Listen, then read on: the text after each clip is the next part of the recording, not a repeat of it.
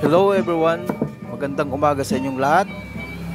I hope everyone doing good, doing well. In this video, magluluto tayo ng igado at pansit bihon.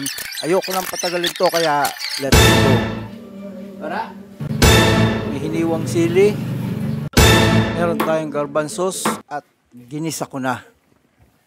Habang ginigisa ko, takpan natin at magkape muna tayo. Nice!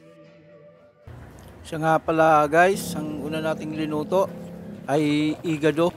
At nang malambot na ang ating igado, naglagay tayo ng sili. Hinalo natin.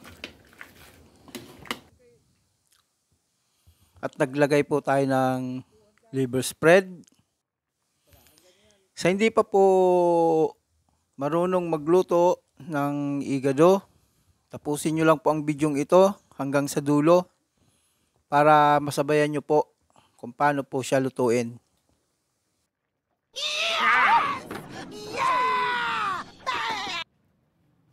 Dinagay na po natin ang patata. Sunod nating ilagay ang garbanzos, sibuyas, at haluin po natin. At kung medyo mataas ang timpla nyo, mag-add na lang po kayo. Dinagay ko na po ang oyster sauce. At ayun, meron na tayong igado. Sinulat ko na rin po dito yung mga ingredients niya. Huwag niyo pong kalimutan mag-like at mag-subscribe sa aking YouTube channel. Sunod nating lutuin. Ito po ang pansit bihon. Meron tayong sibuyas at bawang. Ayun, ginisa ko na po ang bawang.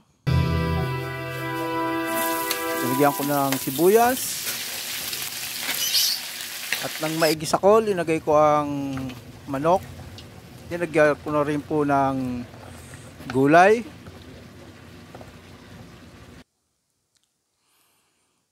Tinimplahan ko po, linagyan ko po ng konting suka. At nang maluto na po siya, hinain ko na po siya. Naggisa ulit ako. Naglagay ulit ako ng mantika. Ginisa ko yung bawang. Ilagay ko ng tubig. At sa paglagay po ng tubig, sa 1 kilong bihon, ilagay nyo po almost 1 liter. Then, ilagay ko na po ang bihon. Hinalo ko. Nang medyo maluluto na siya, linagay ko na po yung pansit canton. Hinaluan po natin ang pansit canton para masarap. Ayan, hinalo-halo ko po. Halo ng pagmamahal. At ayun, linagay ko na po yung tinanggal ko kanina na gulay.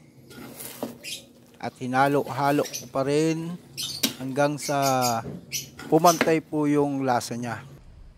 At ito, mayroon na tayong pansit bihon.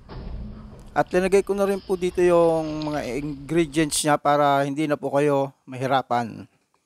Thank you for watching.